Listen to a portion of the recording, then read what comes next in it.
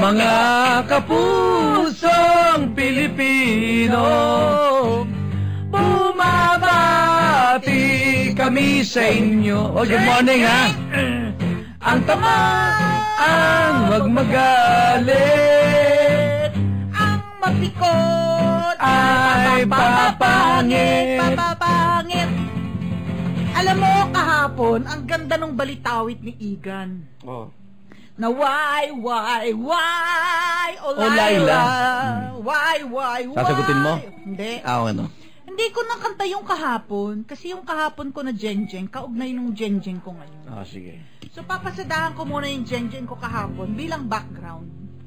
Tapos, kakanay ko yung jeng-jeng ko ngayon. Kahapon to, What is happening? Bakit di na si Napoles ang dinidiin? Ang plunder daw bilang krimen. NA sa kanya na private citizen. Trabaho ba ng prosecution? Butata?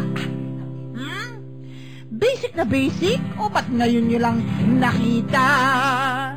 Ngayon pa lang nag-aamoy absuelto na. Ayusin nyo naman ang inyong gawa. O yun, kahapon yun, Kahapon yun. Okay bilang naman. ano yun, bilang intro. Okay. O ngayon daw, Meron ka bago? Ito na yung for today. Kasi nga kahapon yung yung amended petition, di ba? Tapos lumabas yung nandito pa tayo nung kapwit-pwitan nung programa natin, biglang may flash report si Alan Gatos na ibinasura ng Sandigan Bayan. Yung amendments. Yung amended complaint ng prosecution. Alam mo, sabi ng gobyerno. Ilang abogado nakausap ko, napailing na lang Talaga? Kasi nagmukhang humina bigla. Di ba? Baka ma-technical pa ang estado. Ibinasura ng Sandigan Bayan complaint na inamyendahan. Ano ba yan? Nagkamali. Baka kaya ma-dismiss dahil sa technicality. Lumakas ang loob ng depensa. Patunay yan na kaso'y mahina. Sinong mastermind? Sinong may pakana? Private citizen Napoles o public official ba? Kasi doon umiikot yung yung pagbabago doon sa information. Kung dati, yung dating kanilang complaint, si Janet Lim Napoles ang central figure na may pakana. Ngayon, doon sa pag-amyenda nila, ginawang si Bong. Parang siya utak na. Susunod nga yung sila Jinggoy at saka si Enrile na. Si Bong ang pinaka-central figure dahil nga ang kasong ang plunder po, ang involved ay public official. Inabyendahan nila, binasura ng Sandigan Bayan. Ano ngayon? Hindi tinanggap. Hindi, pag ganong problema ng prosecutor ngayon, napatunayan nilang tama yung isinampang kaso. Baka naman sa proseso mismo, muling igiit yung amyenda na yon. Meron sinasabi na kaya nila nililihis ngayon kay Janet Lim Napoles kasi nga balak na talaga nilang gawing state witness si Janet Lim Napoles. Yun. Pinalalabas nila na hindi na siya nga ang pinaka-guilty. Yan, tama. Para maging state witness. Naku, state witness? Mas ka naman. So hindi natin sa alam kung Pilipinas ka lang nakakita, mga promotor state witness. Akin. Sa Pritil. Good morning. Hindi pa ba yung mga kasabayan ko nagtinda dyan ng santol? Bangkok? Uy, mura yung Bangkok santol na yun, Imported yun? Hindi, local. Local dito? na, Ba't Bangkok? Galing yung buto sa Bangkok? Siguro. Parang dito sa Ateneo. Mais Japan. Variety. Oo. Dito pala tinanim, no? Ateneo cord. Sakit. Sakit sa dibdib dun. Ano presyo ng bilihin. Sakit. Bibitin ako sa iyo. Presyo ng bilihin. Kay tagal-tagal ng usapin. Pero si Pinoy sa issue, tulala pa rin. Clueless. Huling-huli na Huling-huli na. Huling-huli na. Huling-huli na. Hindi. Nahuhuli siya. Nahuli niya. Huling-huli natin. Mali pa yung Mali ka sasabihin pa, ko. oh. Mali pa yung sasabihin. Retarded. Hindi, delayed yung reaction. Hindi. Ano? Nahuhuli natin. Huling-huli. Okay, sige.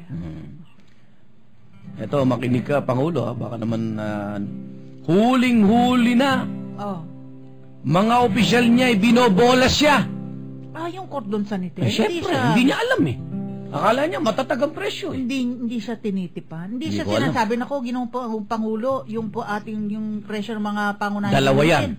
Nagtataasan na lahat. Either Nagreklamo ng sambayan ng hindi, Pilipino. dalawa yan, Leng. Oh. Either hindi sinasabi sa kanyang totoo, o hindi siya mahagilap. Hindi masabi. But naman pa din, di ba? Ilang linggo na yung sinasabi. Bakit missing in action ng Pangulo? Hindi, wala. After nung Independence Day. Pero nung nakita ko siya nagsalita sa Japan, medyo parang halos parehas kami ng boses. Baka nagpa-executive check-up. Baka nagkasakit. Baka nagkatrangkaso. Wow. Get well soon po, Mr. President. Huling-huli na. Huling-huli na. Mga opisyal niya binobola siya. Mga opisyal niya binobola siya. Ngayon palang kikilos. Ayun palang kikilos. Di raw niya alam, kuya. Diba? Pumasok.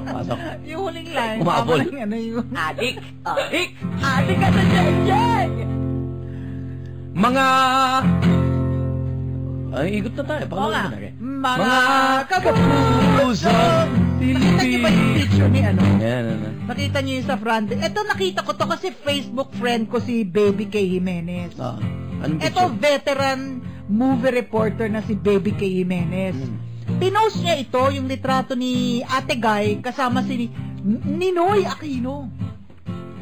Na nung palang 1982, pinuntahan, nagkita si Ate Guy at saka si Ninoy sa San Francisco, magkakasama sila.